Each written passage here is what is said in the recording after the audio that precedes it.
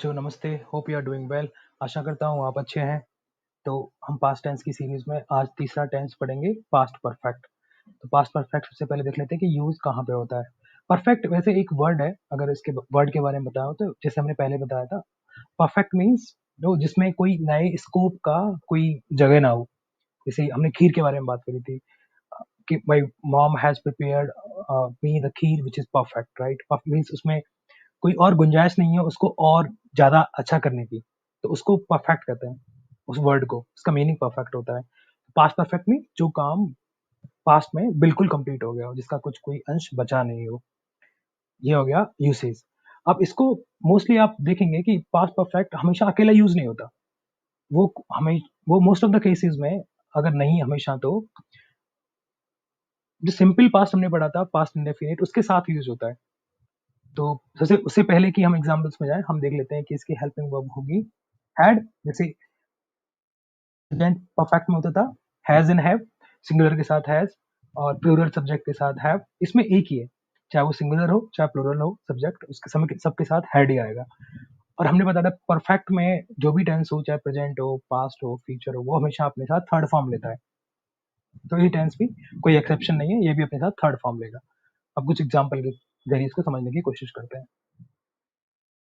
हमने पहले कहा था कि ये टेंस कोई ना कोई और टेंस के साथ आता है, क्योंकि इसका इसका मूल भाव तभी हम अच्छे से व्यक्त कर पाते हैं। जैसे एक एग्जांपल जो हमने हाईलाइट करा हुआ है, इसको पढ़ें तो, before you came out of the car I had seen you. आप कार से निकल के बाहर आए उससे पहले मैंने आपको देख लिया था। अब यहाँ पर ये पार्ट बड़ा ट्रिकी है कि जब दो पार्ट हों उस सेंटेंस के, तो कौन सा part present indefinite simple present में बनेगा और कौन सा परफेक्ट में बनेगा। तो उसके बहुत सारे रूल्स होते हैं, बिफोर से पहले, बिफोर के पहले वाला सेंटेंस, बिफोर के बाद वाला sentence, by the time. Keyword से लोग समझते हैं, मेरे लिए बहुत सिंपल होता है। मैं समझता हूँ कि जो भी कार्य का जो पार्ट है, सेंटेंस का पार्ट है, जो पहले हुआ है, राइट, जो पहले खत्म हुआ है, उसको हम परफेक्ट में बनाएंगे, राइट।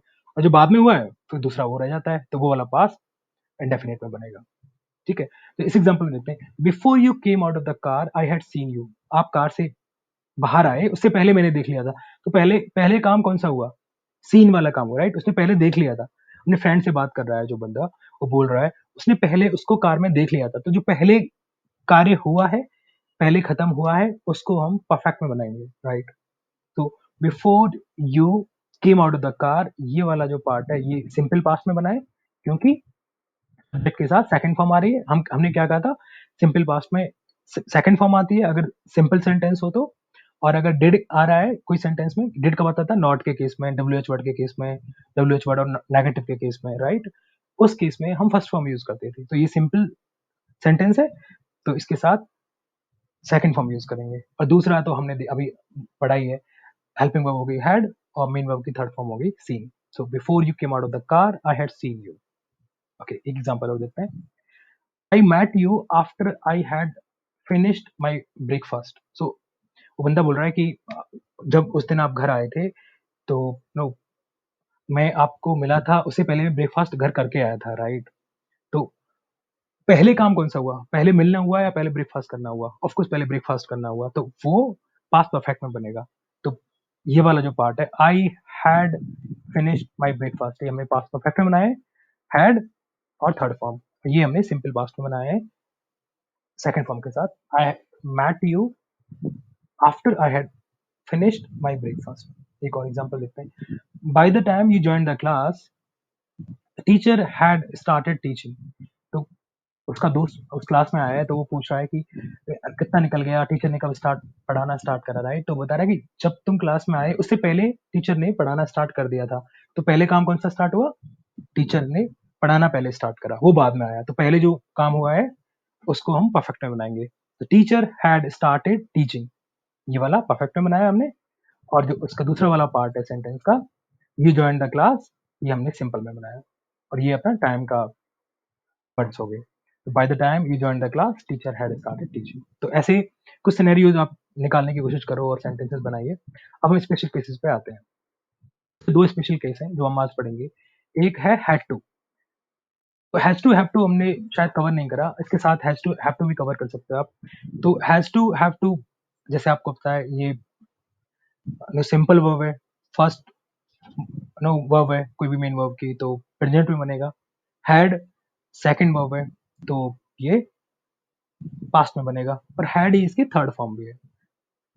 ठीक है, तो हैड टू जब हम यूज करते हैं तो हम किसी कार्य के लिए अनिवार्यता दिखाते हैं कि यार मैं कोई काम अपनी मर्जी से नहीं कर रहा हूँ, मुझे वो करना पड़ रहा है, राइट। वो टाइम की कोई नो अनिवार्यता हो सकती है कि आपके पास टाइम नहीं था, या कोई प्रेशर हो सकता है, पेरेंटल प्रेशर या कोई भी प्रेशर हो सकता है, राइट। तो उस केस में हम हैड टू यूज करेंगे और हैव टू यूज करेंगे। हैज टू सिंगुलर के साथ, हैव टू प्लूरल के साथ प्रेजेंट टेंस में, और हैड टू पास्ट टेंस में। लेकिन हैड जैसे हमने हेल्पिंग वर्ब पढ़ी थी, सिंगुलर हो प्लूरल हो सब्जेक्ट दोनों अपने साथ हैड लेते हैं। तो एक एग्जांपल देख लेते हैं। I had to leave home as it was already dark. तो दो दोस्त बात कर रहे हैं कि यार तुम इतनी जल्दी क्यों आ गए, बाहर घूमने गए थे, राइट। तो वो उसको बता रहा है कि मुझे वहां से निकलना पड़ा घर के लिए क्योंकि ऑलरेडी बहुत अंधेरा हो गया था। तो वो सेंटेंस को कैसे बनाएगा, आई हैड टू, बिकॉज वो वहां रुकना चाह रहा था लेकिन अंधेरा हो गया था इसलिए निकलना पड़ा। तो अनिवार्यता आ रही है सेंटेंस में, और ये पास्ट में बन रहा है तो हैड टू यूज करेंगे। हैड टू के साथ हमेशा फर्स्ट फॉर्म आएगी। ये थंब रूल है, टू जब भी यूज हो उसके बाद वो हमेशा फर्स्ट फॉर्म लेगा। So I had to leave for home, मुझे घर के लिए निकलना पड़ा क्योंकि as it was already dark, क्योंकि पहले से ही अंधेरा हो गया था। दूसरा एक सेंटेंस देखते हैं। I had to eat a lot of medicine when I got sick last year. Last year जब मेरी तबीयत खराब हुई थी पिछले साल, तो मुझे बहुत सारी दवाइयाँ खानी पड़ी।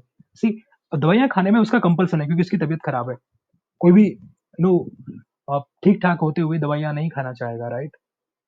तो यहाँ भी कंपल्सन दिख रहा है और पास्ट में दिख रहा है तो हैड टू यूज करेंगे। हैड टू के बाद हमेशा फर्स्ट फॉर्म आएगी, तो had to eat first form आ गई, lot of medicine when I got sick last year. एक इसका यूज केस, स्पेशल केस का और देख लेते हैं।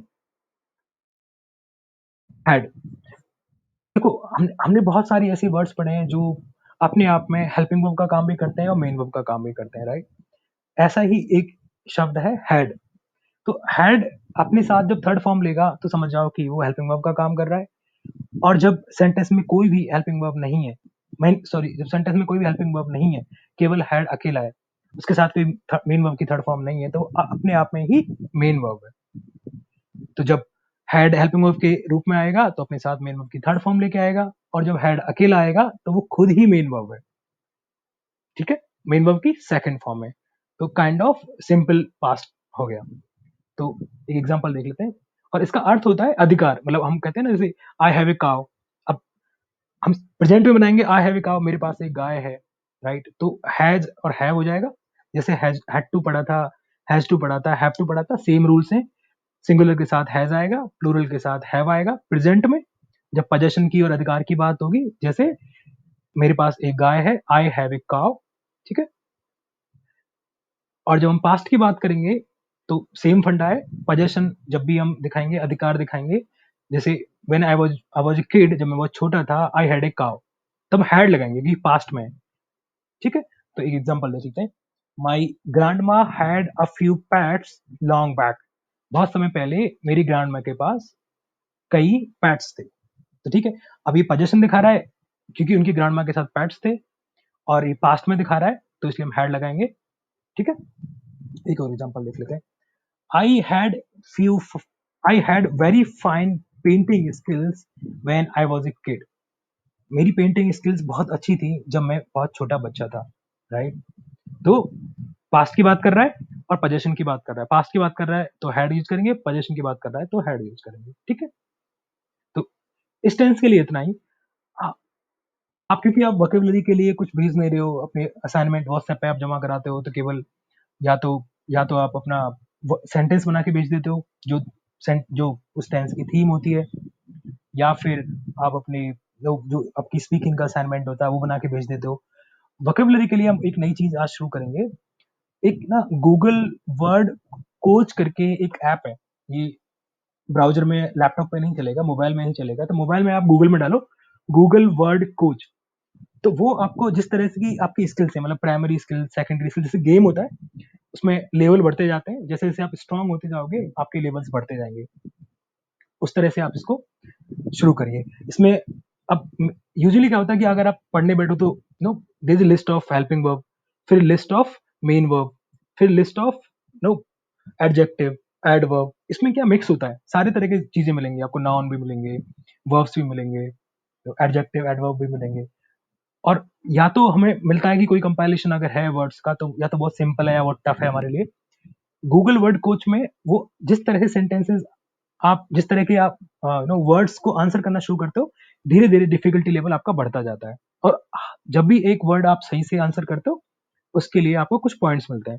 तो आप टारगेट बना लीजिए कि यार मेरा रोजाना का टारगेट 500 रहेगा, 500 पॉइंट मुझे रोजाना अचीव करने हैं गूगल वर्ड कोच में। और जब कोई वर्ड का मतलब आपको पता नहीं हो तो नीचे जितने भी आप गलत करेंगे उसका वो आंसर भी देता है, तो आप उसको पढ़ भी सकते हो वहां से। अगर वहां से आपको क्लियर आंसर नहीं मिलता है तो उस वर्ड को कॉपी करो, गूगल ब्राउजर में फिर से जाओ और वहां से आप उसको मीनिंग उसका अच्छे से याद कर लो। और अगर आपको हेल्प चाहिए तो आप व्हाट्सएप पे या कमेंट सेक्शन में मुझे पिंग कर सकते हो। ठीक है, आप मुझे बताइए ये गूगल वर्ड कोच एक्सप्लोर करिए, आपको कैसा लगा। And thank you.